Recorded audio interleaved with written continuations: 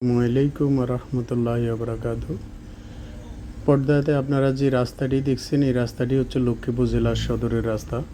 আমাদের এই লক্ষ্মীপুর জেলার জন্ম হয়েছে বহুত আগেই, কিন্তু আমরা একসময় লক্ষ্মীপুর জেলা, বৃহত্তর নোয়াখালী, যেমন লক্ষ্মীপুর জেলা, বৃহত্তর নোয়াখালী জেলা এবং ফেনী জেলাকে নিয়ে নোয়াখালী জেলা ছিল।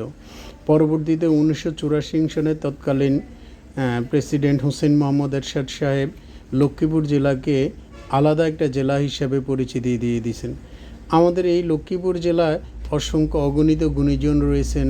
বাংলাদেশের যত গুরুত্বপূর্ণ দপ্তর আছে এবং যত গুরুত্বপূর্ণ ডিপার্টমেন্ট আছে, প্রত্যেকটা ডিপার্টমেন্টে এই জেলার লোকজন অত্যন্ত সুনামের সহিত তাদের কর্মজীবন পালন করে আসছেন। লক্ষ্মীপুর জেলার সাথে সমগ্র বাংলাদেশের যাতায়াত হয়।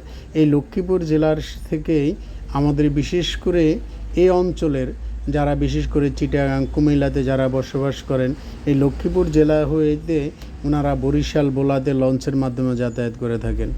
এরপরে আসেন আমাদের এই লক্ষ্মীপুর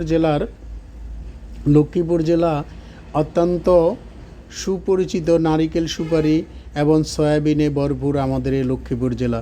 আলহামদুলিল্লাহ, লক্ষ্মীপুর জেলার মানুষের চাহিদা পূরণ করার পরেও এই জিনিসটা সমগ্র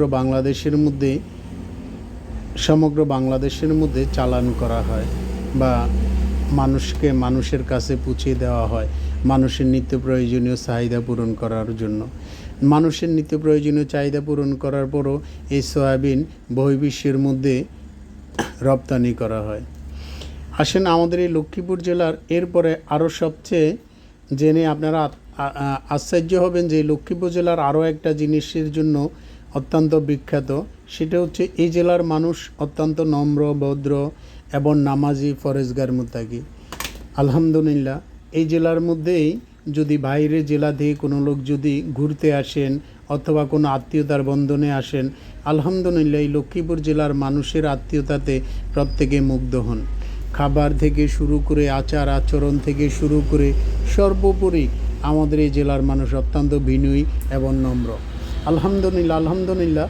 আর আমি সেই জেলারই একজন গর্বিত সন্তান হিসেবে আমি গর্ববোধ করি এই জেলার মানুষ এত সুন্দর, এবং এটার জন্য পাশাপাশি সমগ্র বাংলাদেশের আমাদের মানুষগুলা খুব আত্মীয়তাপনা এবং সহমর্মিতাপূর্ণ, কিন্তু এই লক্ষ্মীপুর জেলার মানুষগুলা অত্যন্ত বিরল। এবং ইদানিংকালে আজকে বিগত কয়েক বছর থেকে লক্ষ্মীপুর জেলার মৌসুদ্রিহাট নামক স্থানে এখানকার মানুষ সুমিষ্টি ও তরমুজ চাষাবাদ করেন, এবং তরমুজ দিয়েও লক্ষ্মীপুর জেলা অনেক খ্যাতি এবং অনেক পরিচিতি পেয়েছেন। তো আলহামদুলিল্লাহ, আজকে লক্ষ্মীপুর শহরের বিভিন্ন প্রাণকেন্দ্রে ঘুরে ঘুরে একটু ভিডিও করলাম আপনাদেরকে দেখানোর জন্য।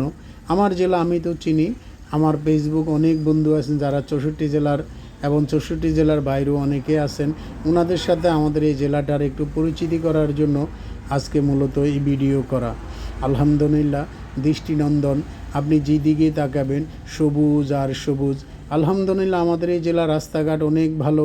যেমন এই জেলার মানুষগুলো অনেক ভালো, তদ্রূপ এই জেলার রাস্তাঘাটগুলো অনেক ভালো। তো আপনারা কেউ যদি আমার এই জেলা আগমন করতে চান, আলহামদুলিল্লাহ ওয়েলকাম, আসেন, আপনি আমার বাড়িতে চলে আসেন। আলহামদুলিল্লাহ, আমি আমার সাধ্যমতো চেষ্টা করব আপনাদেরকে আপ্যায়ন করার জন্য। এই জেলার মানুষ আমি যেভাবে মুখে বর্ণনা করেছি, বাস্তবে এই জেলার মানুষ এমন কিনা আসলে ইনশাল্লাহ দেখতে পারবেন।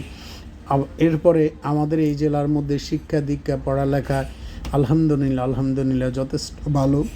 আমাদের এই জেলা থেকে অনেক কবি, সাহিত্যিক, অনেক ডাক্তার, ইঞ্জিনিয়ার, এমনকি অনেক খ্যাতিমান ব্যক্তি এই জেলা আছে।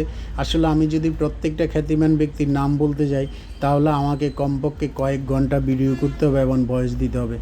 আপনারাও শোনার মতো আপনাদের সময় নেই এবং আপনারা বিরক্ত হয়ে যাবেন, যার কারণে সংক্ষিপ্ত চুম্বক কিছু কথা আপনাদের সম্মুখে উপস্থাপন করলাম। আলহামদুলিল্লাহ। তো আমার প্রিয় ফেসবুক বন্ধুগণ, নিশ্চয়ই আপনাদেরও জেলায় এভাবে সুন্দর এবং অনেক খ্যাতিমান ব্যক্তি আছেন। ইনশাল্লাহ আপনারাও সময় সুযোগ করে ভিডিও করে ফেসবুকে দেবেন, আমরা দেখব। আসসালামু আলাইকুম ওয়া রাহমাতুল্লাহি ওয়া বারাকাতুহু।